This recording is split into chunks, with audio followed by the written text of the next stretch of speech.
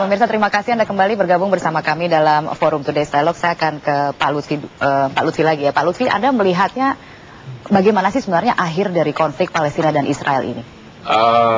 Mungkin kalau kita lihat perkembangan belakangan ini akan semakin kita nggak tahu akan kemana ujungnya ya. Tapi persoalannya adalah sekarang kan Israel itu menganggap Hamas itu bukan sebagai perwakilan negara yang bisa diajak berunding. Makanya kenapa mereka menolak ceasefire atau gencatan senjata, karena mereka menganggap Hamas itu bukannya negara. Mereka gencatan senjata itu kalau berunding dengan negara, tapi mereka ini menganggap sekelompok teroris yang berusaha menyerang Israel.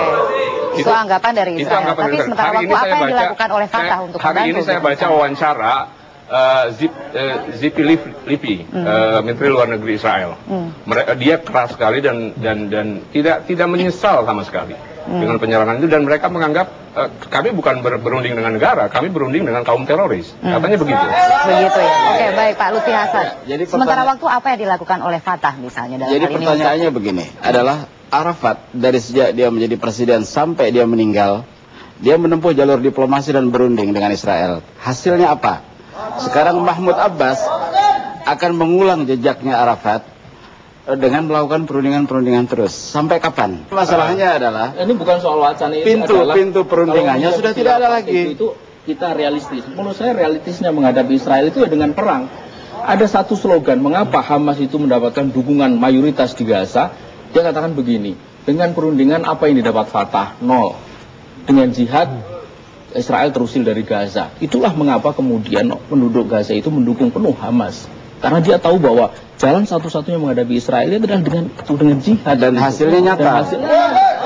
Yang terjadi saat ini yang menjadi korban adalah warga Palestina yang tinggal di Gaza. Iya, justru karena itu maka saya kemarin baru dari Sudan bertemu dengan teman-teman dari Palestina mengatakan bahwa mereka itu memang akan terus berjuang untuk memaintain ini punya masalah. Tapi solusinya itu mereka harapkan dari luar gitu. Dari siapa? Dari dunia Islam. Kapan dunia Islam bisa menyelesaikan kalau bersatu? Tapi pada kenyataannya dunia Islam juga tidak merespon seperti yang diharapkan. Masalahnya kita melihat bahwa ini sebenarnya akar masalahnya itu memang di pemimpin-pemimpin dari negeri Islam yang tidak sungguh-sungguh menyelesaikan persoalan di Palestina gitu. Kalau mereka yang punya wewenang itu tidak berkehendak untuk menyelesaikan ini, maka sampai kapanpun kita akan lihat tidak akan bisa selesai. Kita tidak akan mungkin. Tidak akan mungkin. Karena persatuan Islam itu tidak realistis. Buktinya sampai sekarang masih terus. Oke, baik, kalau begitu sekarang dipakai adalah jalur yang nyata. Iya. Jalur yang nyata adalah dengan upaya yang nyata apa sekarang? Dengan upaya diplomasi. Yakinkan ya, Kak Faiza. Bagaimana? Yakinkan kita bahwa upaya diplomasi masih yang terbaik saat ini. Pak Faiza, silakan. Kita tidak bisa sebutkan bahwa Hamas akan all out perang ya, karena fakta di lapangan dengan adanya peran mediasi Mesir sudah ada tanda-tanda ke arah peredaan ketegangan dari pihak Hamas sendiri yang sudah mulai melihat opsi penghentikan peperangan sebagai salah satu opsi bagi yang terbaik bagi masyarakat di wilayah Gaza.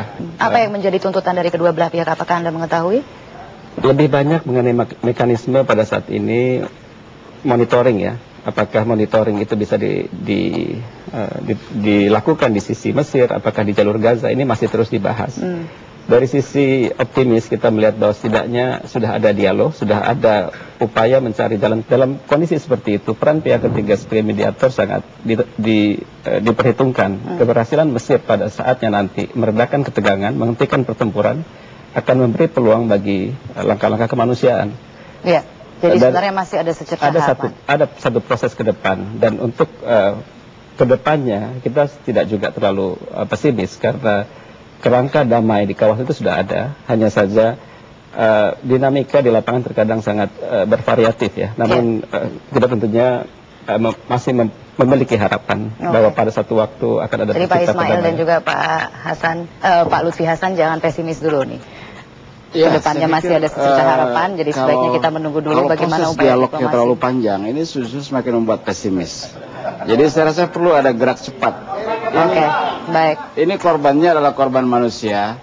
Nah, ini tidak akan bisa berhenti pertempuran ini tanpa ada balance of power dari kekuatan lapangan. Oke, baik. Pak Lutfi?